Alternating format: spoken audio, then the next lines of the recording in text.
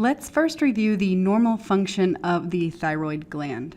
Thyroid hormones are synthesized in the thyroid gland, which is found in the lower part of the neck, and a representation of the normal thyroid is pictured here. A small rectangular area of this thyroid is enlarged on the right side to show details of thyroid histology. And the thyroid is made up of these many follicles, and it's within these follicles that thyroid hormone synthesis occurs. So there are two labeled structures on this histologic cross-section. One is the follicular cells themselves, and these are the epithelial cells that line the thyroid follicles. And it's within these cells that many of the synthetic processes of thyroid hormone production occurs. Then the other labeled structure is colloid, which is composed of thyroglobulin protein, and thyroglobulin is the scaffold where thyroid hormone synthesis begins.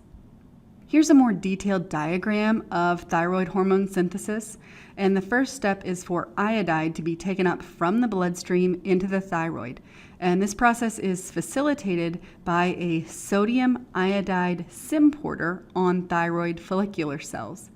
Then, once inside the thyroid, iodide is joined to tyrosine residues on the thyroglobulin molecule, and several intermediaries are formed, known as monoiodotyrosine, or MIT, and diiodotyrosine, or DIT. And finally, these combine in various ways to produce the thyroid hormones, both T4 and T3.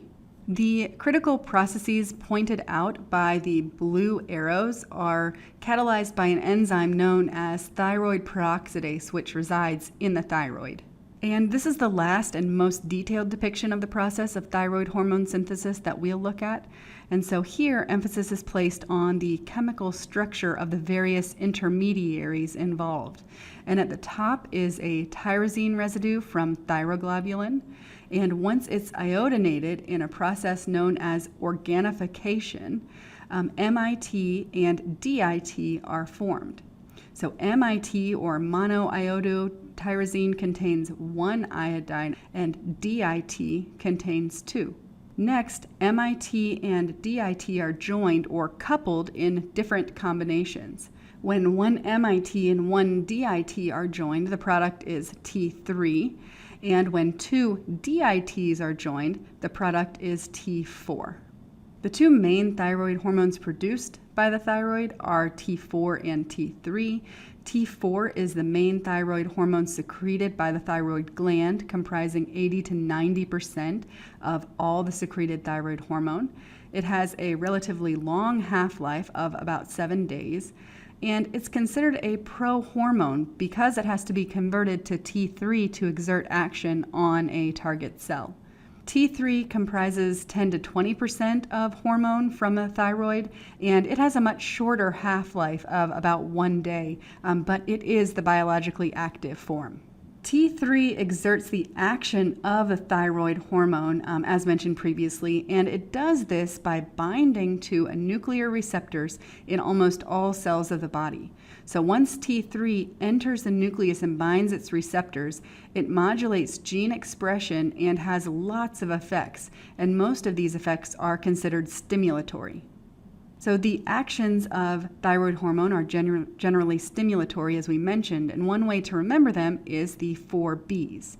So the first is for brain and central nervous system maturation and activity, which is particularly important in fetal life and childhood. Bone growth is affected by thyroid hormone in conjunction with growth hormone. And beta-adrenergic activity and cardiovascular effects are promoted by T3 and result in increased heart rate, stroke volume, and cardiac output. And vasodilation can also occur with T3. And finally, basal metabolic rate is increased by thyroid hormone, and this occurs via the sodium-potassium ATPase being upregulated in most tissues of the body. Oxygen consumption increases along with respiratory rate and body temperature.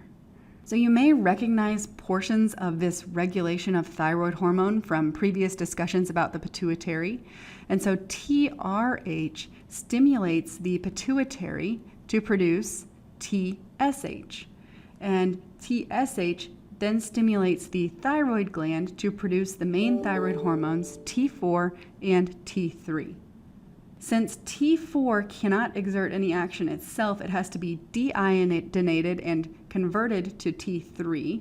And there's a type 1 deiodinase in the liver that performs most of this deiodinization or removal of one iodine atom to produce T3. T3 is then free to bind to thyroid hormone receptors in the nuclei of cells throughout the body, and these receptors are represented by this red triangle. And so the effects of T3 are in all cells of the body, but primarily in the target tissues shown here. And in addition, there's also another type of deiodinase, type 2 deiodinase, that exists in the brain and converts T4 to T3 in the pituitary, so the pituitary can have feedback from the thyroid hormone.